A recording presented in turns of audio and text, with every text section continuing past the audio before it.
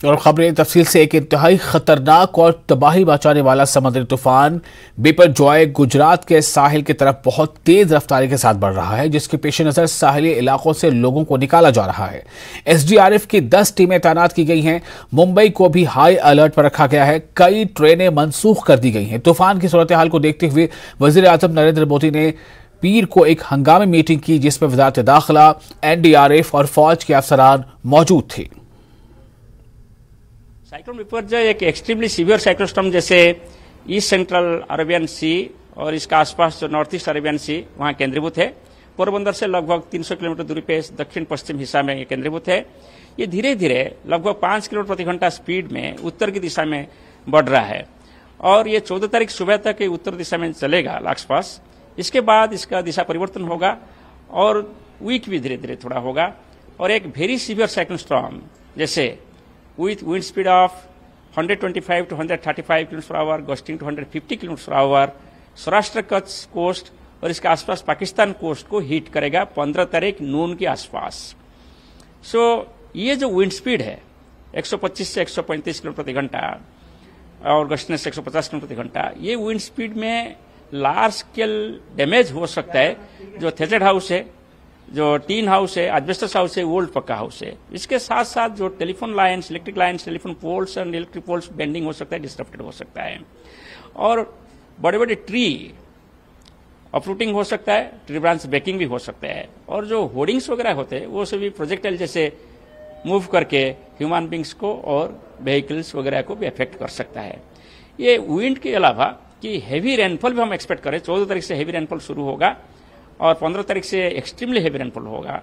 और 14 तारीख का हैवी रेनफॉल जो सौराष्ट्र कच्छ का जो डिस्ट्रिक्ट है, स्पेशली कोस्टल डिस्ट्रिक्ट जो लगभग है गल्फ ऑफ कच्छ के जो इतना डिस्ट्रिक्ट है, सभी में heavy to very heavy rainfall होगा और एक्सट्रीम हैवी रेनफॉल यानी 20 सेंटीमीटर ज्यादा रेनफॉल होगा 15 तारीख को। और ये एक्सट्रीम हैवी रेनफॉल आप देखेंगे ये जो एरिया है, यूजुअली ये एरिया में ज्यादा बारिश होता ही नहीं है और जब आप 20 सेंटीमीटर ज्यादा बारिश होगा सर्टेनली ये इनंडेशन व लो लाइंग फ्लडिंग करने के लिए सुजोग सृष्टि करेगा। G20 कॉन्फ्रेंस के तहत वाराणसी में तरक्याती वज़रा की मीटिंग से पहले वज़ीर आज़म नरेंद्र मोदी का खुसूसी वीडियो खिताब हुआ। पीएम मोदी ने कहा कि तरक्की को बरकरार रखना इज्तिमाई जिम्मेदारी है। हिंदुस्तान दुनिया की तरक्की में हर मुमकिन मदद के लिए तैयार है। भारत अपने तजुर्बात शेयर करने के लिए तैयार है। दुनिया को बचाने के लिए माहौलियात पर तवज्जो देना बहुत जरूरी है। हम दरियाओं, दरख्तों का एहतराम करते हैं।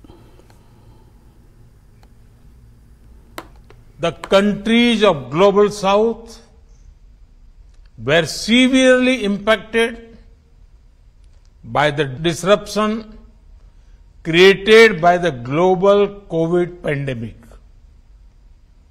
and the food, fuel and fertilizer crisis because of geopolitical tensions have delivered another blow. In such circumstances, the decisions you make carry great significance for humanity as a whole.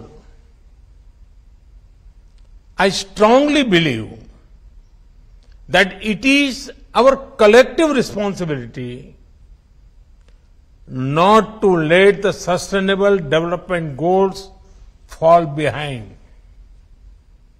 We must ensure that no one is left behind. It is imperative for this group to send a strong message to the world that we have an action plan to achieve this.